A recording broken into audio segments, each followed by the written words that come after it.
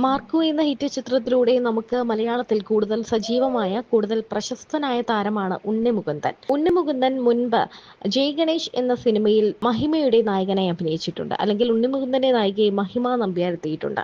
എന്നാൽ വർഷങ്ങൾക്ക് മുൻപ് മഹിമയെ ബ്ലോക്ക് ചെയ്തൊരു സംഭവം ഉണ്ടായിട്ടുണ്ട്. അത് ഇടയ്ക്ക് സോഷ്യൽ മീഡിയയിൽ വലിയ രീതിയിൽ ചർച്ചയായി മാറിയിരുന്നു.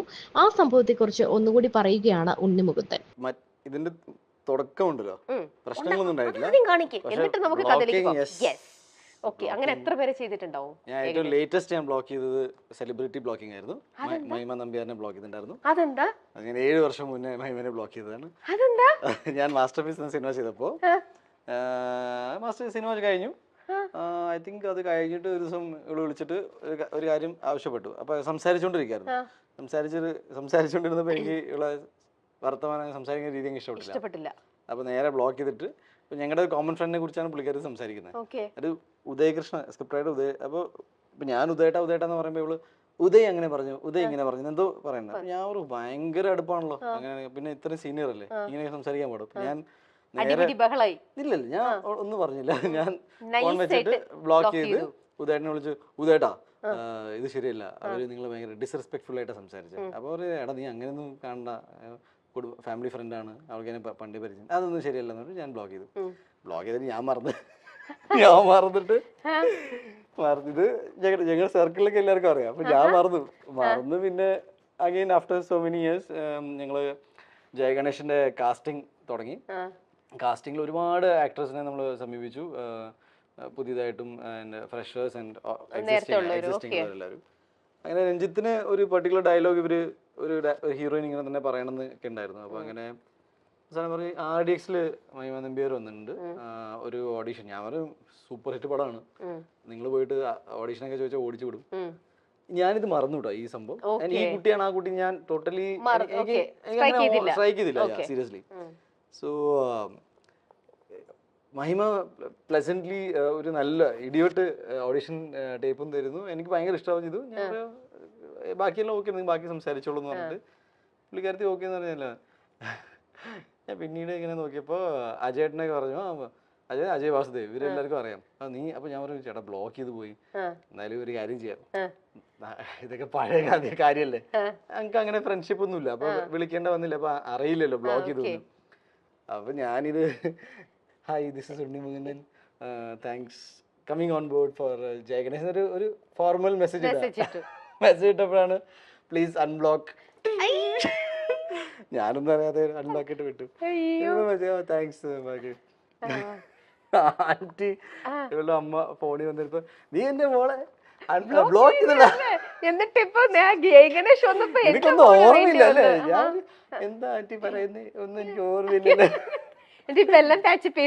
Very good. ഐ മീൻ ഞാൻ കണ്ടതിൽ വെച്ച് ഈ അടുത്തായിട്ട് വർക്ക് ചെയ്തത് I think the most professional. Definitely she's gonna go places. ഭയങ്കര എന്താ പറയാ, fun to work with. And ഈ പ്രൊഫഷണലിസം എന്നൊക്കെ പറഞ്ഞല്ലേ, ഞാൻ റിഗ്രറ്റ് ഇല്ല. അപ്പൊ അവള് പറയും, ഞങ്ങള് ഭയങ്കര ഫ്രണ്ട്സ് ആണ് ഫാമിലിയിൽ തന്നെ, അപ്പൊ ഞങ്ങൾ പേര് ഞാൻ പറഞ്ഞു എനിക്ക് അറിയില്ല നിങ്ങളുടെ ഫാമിലിയിൽ എന്താന്ന്. അപ്പൊ ഞാൻ നമ്മളെ സ്റ്റാൻഡ് പിടിച്ച് കട്ടക്ക് പറഞ്ഞതില് തന്നെ ഇതാക്കിട്ട് നിന്നു. അപ്പൊ ഇപ്പൊ ഫോൺ നോക്കി കഴിഞ്ഞാൽ എത്ര പേര് ഇപ്പൊ ബ്ലോക്ക് ചെയ്തിട്ടുണ്ടാവും? ഇപ്പോഴും ഒരു 1000-2000 പേര്. ബേസിക്കലി ഫോൺ ഉണ്ടോ കയ്യില്? ഫോൺ ക്യാരി ചെയ്തിട്ടില്ല. എന്റെ ഒരു പഴയ നമ്പർ ഉണ്ടായിരുന്നു, അത് ആ നമ്പർ ലീക്ക് ഔട്ട് ആയപ്പോ എനിക്ക് ഫസ്റ്റ് ഓഫ് ഓൾ ഞാൻ പറഞ്ഞു, എനിക്ക് എല്ലാ കാര്യങ്ങളും പുതിയതിലേക്ക് പോകാൻ ഭയങ്കര മടിയാണ്. ഈ ലീക്ക് ഔട്ട് ആയപ്പോ പിന്നെ ഇങ്ങനെ ഫോൺ വിളിക്കും വെക്കും. അപ്പൊ ഞാൻ ഹലോ ചേട്ടാ എന്ന് പറഞ്ഞിട്ട് സംസാരിച്ചില്ലെങ്കിൽ അപ്പൊ ബ്ലോക്ക് ചെയ്യും. ഇത്രേ ഉള്ളൂ. അപ്പൊ ഇങ്ങനെ ചിലപ്പോ ചിലര് അങ്ങനെ 1000-2000 പേരോ ഞാൻ ഓർമ്മയിൽ ചെക്ക് ചെയ്തപ്പോ more than 2000 ഉണ്ടായിരുന്നു. എനിക്ക് പിന്നെ ഈ ഹായ് എന്ന മെസ്സേജ് എനിക്ക് ഇഷ്ടമല്ല. അപ്പൊ ഇനി ആൾക്കാര് മെസ്സേജ് അയക്കുമ്പോ ശ്രദ്ധിച്ചോണം, ഉണ്ണി മൂന്നിന് ഹായ് എന്നൊരു മെസ്സേജ് ഇടാനേ പാടില്ല. എന്തായാലും ഹായ് ഇടല്ലേ, ഹായ് ഞാൻ ഇന്ന ആളാണ്, ഇന്ന ആവശ്യത്തിനാണ് മെസ്സേജ്. ബിക്കോസ് അൺനോൺ നമ്പർ ആണ്, നമുക്ക് അറിയില്ല എന്താ എങ്ങനെയാണ്. അപ്പൊ ഇൻട്രൊഡക്ഷൻ തന്നു കഴിഞ്ഞാൽ ഹായ്ക്ക് പിന്നെ ഞാൻ ഹായ് സുഖാണോ ഇല്ല സുഖമല്ല എന്ന് പറഞ്ഞു കഴിഞ്ഞാൽ അപ്പൊ എല്ലാവർക്കും മനസ്സിലായി. ഇനി ആരെങ്കിലും ഫോൺ എടുത്ത് മെസ്സേജ് അയക്കാൻ നോക്കി കഴിഞ്ഞാൽ അപ്പൊ നമ്മളെ ബ്ലോക്ക് ചെയ്ത് കളയും. പിന്നെ അങ്ങോട്ട് എനിക്ക് ഫോണിൽ ഏറ്റവും ഇഷ്ടമുള്ള ഫീച്ചർ അത് തന്നെയാണ്, എന്താ ബ്ലോക്കിംഗ്. ഞാൻ ഫോണിലെ വേറൊരു കാര്യം ചോദിക്കട്ടെ, ഈ ഫോണിൽ ഉണ്ണിയായിട്ട് സംസാരിച്ചു കഴിഞ്ഞാൽ ഏറ്റവും കൂടുതൽ ഉണ്ണിയുടെ ആൻസറും ഈ ഭയങ്കര പിശുക്ക മെസ്സേജിന് റിപ്ലൈ അയക്കാനായിട്ട് എല്ലാത്തിനും ഓരോ സ്റ്റിക്കേഴ്സ് ഇങ്ങോട്ട് ഇട്ട് തന്നുകൊണ്ടിരിക്കുക. എന്ത് ചോദിച്ചാൽ അതിനെല്ലാം സ്റ്റിക്കർ കുട്ടനാണ് അല്ലേ?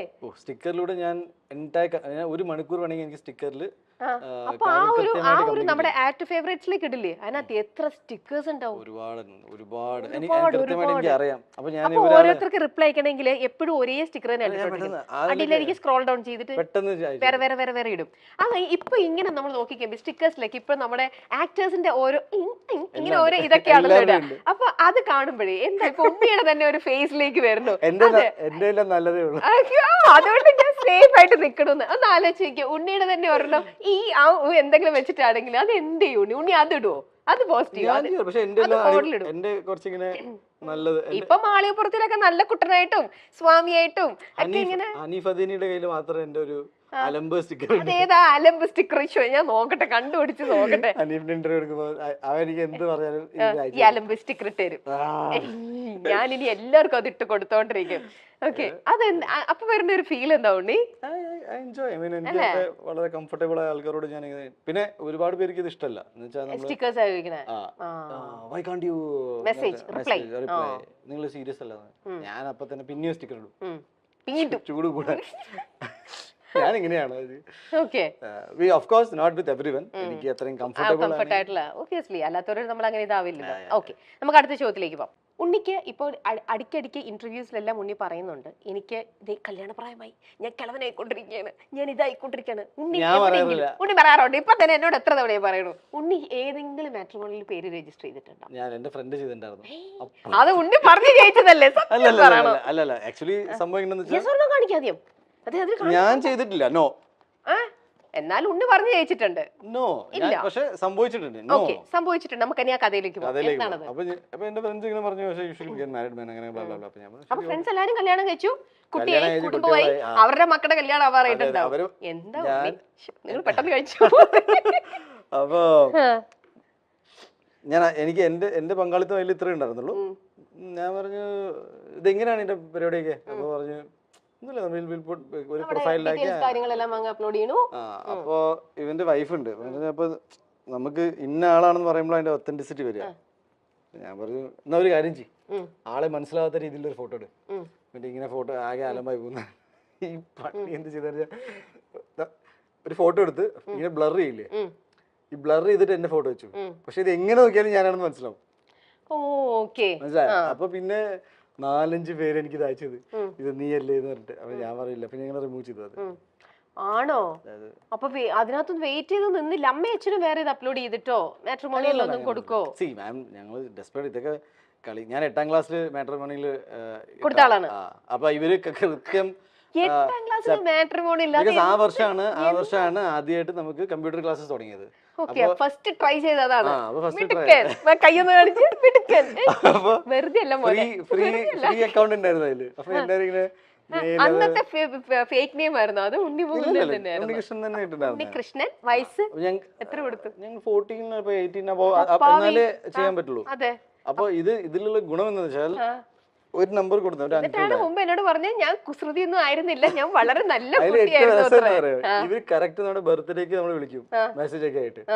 അപ്പൊ നമ്മള് ആരെങ്കിലും ഒരാൾ വിളിക്കുന്നുണ്ടല്ലോ ഇവര് വിളിച്ചോണ്ടിരിക്കണ്ടാവും. എന്നിട്ട് അന്ന് പ്രപ്പോസൽസ് എല്ലാം വന്നോ?